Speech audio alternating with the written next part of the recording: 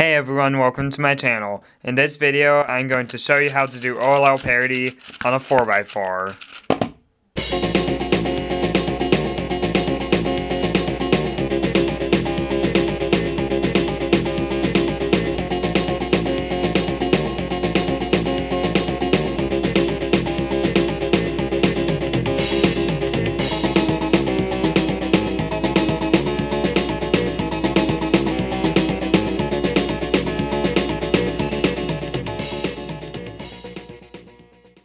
So when you're solving OLL on a 4x4, sometimes you can get 1 or 3 edges solved and not 2 or 4 like you get on a 3x3.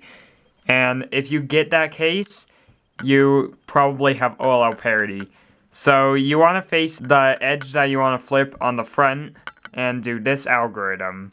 RW prime, U2, RW, U2, RW prime, F2.